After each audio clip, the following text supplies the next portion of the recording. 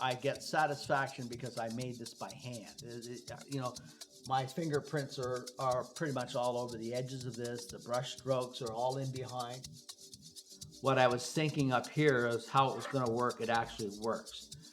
Doesn't always happen that way, but that's the beauty of photography. So for me, it's all about enjoying the process and enjoying photography.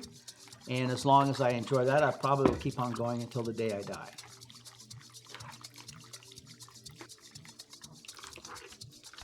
The first time I did a platinum palladium print was in the mid-90s. And that was an extremely complicated process. You could do it if you were one person by yourself just doing that, but to try to make a business out of it was impossible. We had to charge over $1,000 a print just to get that done, and it was not viable. Today we use digital negatives, and it's just like that. The advent of Photoshop, the advent of digital negative Epson printers has opened an ability for us to take a file, a negative, scan it, put it into the computer, allows you to size it up to whatever size film you want. So the film you saw today was 30 inches wide, or you can make 1620s, 8x10s, 3040s. You can make it any way easy on an Epson printer. We coated the paper with a mixture of palladium and ferric oxalate, and I prefer using two brushes, a small brush to do the border all the way around, and then with the rest of the chemicals that are left in, put it in the middle to cover the whole paper.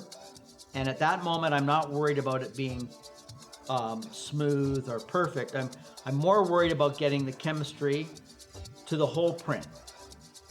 For good platinum palladium prints, you want the paper to sink a little bit, but not too deep. So if the paper has a high humidity situation, the water in the paper will stop it from sinking too deep, and it will sit more on the top. So you just want it to sink down a little bit into the paper.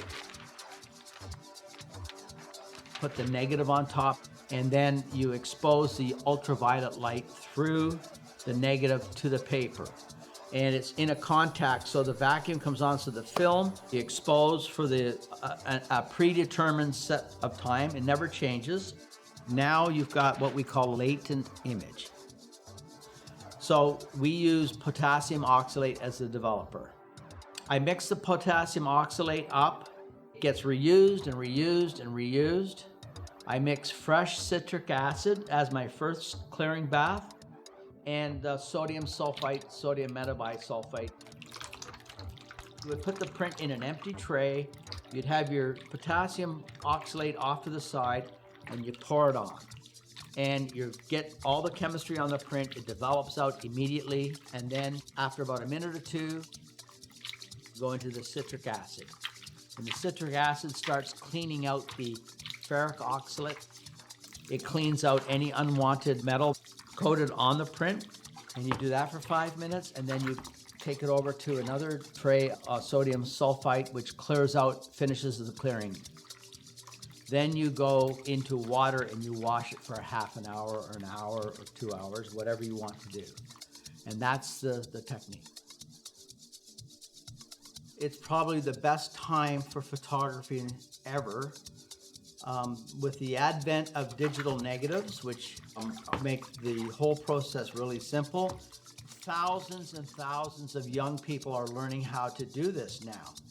And with that, it means that some of them, it will stick with them. Some young woman, some young man will continue on with printmaking because they can do it. For years, to make that negative was really difficult. You needed a great big camera, you needed a big dark room, you needed all these things that we are in a society where we can't afford to have 1,000 square foot space dedicated for a dark room. So now you can do these alt processes in the kitchen, you can do them in the living room.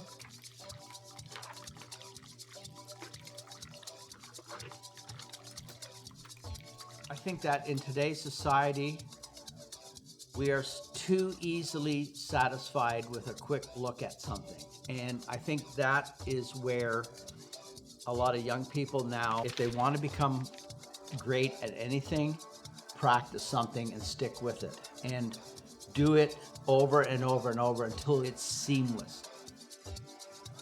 The road to success is constantly evolving, but repeating and repeating and evolving and repeating and moving up.